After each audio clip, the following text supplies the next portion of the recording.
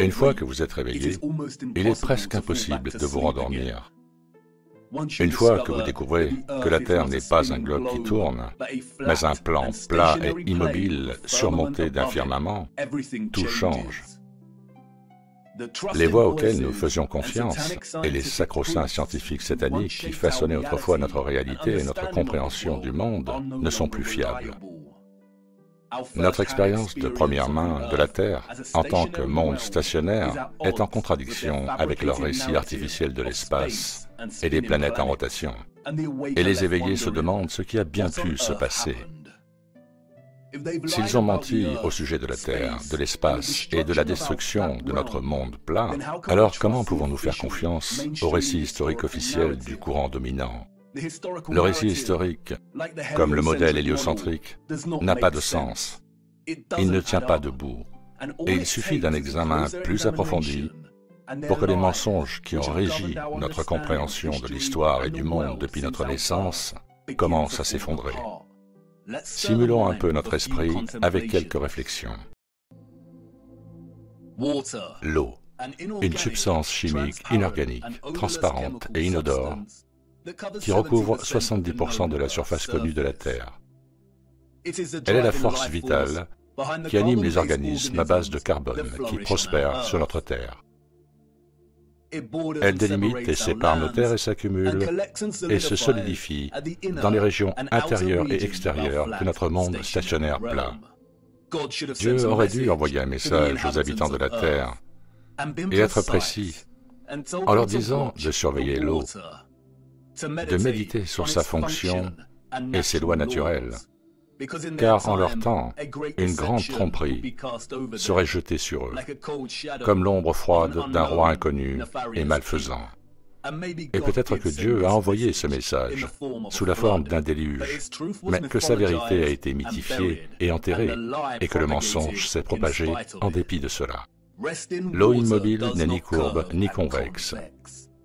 Les lois naturelles régissant une masse d'eau immobile insistent sur le fait qu'elle prend la forme exacte du récipient qu'elle remplit, et trouve et maintient toujours un niveau plat.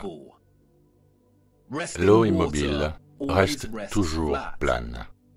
Et en regardant l'eau, lorsque nous nous tenons à un poste d'observation, lorsque nous voyageons en avion, et avant de prendre une gorgée de notre boisson, nous devons tous nous rappeler de ne jamais oublier cette loi. La plupart d'entre nous comprennent instinctivement les lois de l'eau. Et pourtant, beaucoup poursuivent leur vie quotidienne en participant volontairement au canular héliocentrique absurde.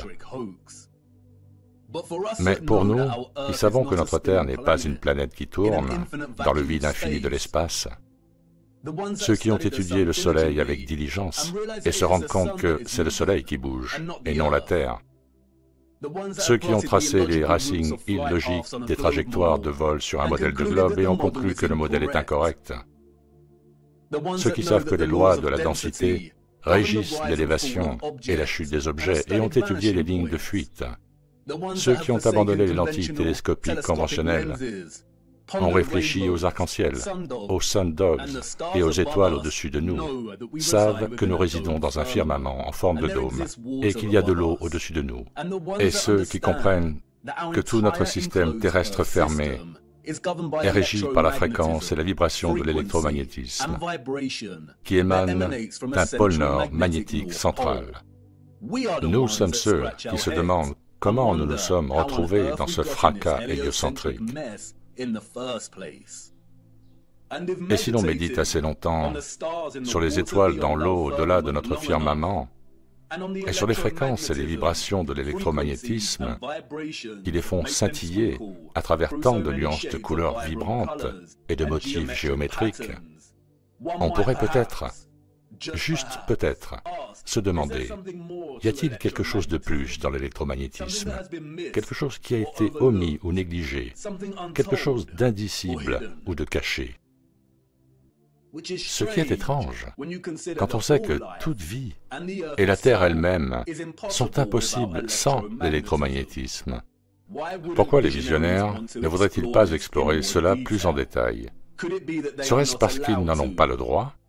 Serait-ce qu'ils ont peur de quelque chose, peur de nous voir relier un peu trop de points? Peut-être. Et encore une fois, les aimants en fer à cheval peuvent agir comme de puissants électroaimants. Si une civilisation devait progresser technologiquement par l'utilisation de l'électromagnétisme, l'aimant en fer à cheval aurait certainement un rôle énorme à jouer dans ce développement.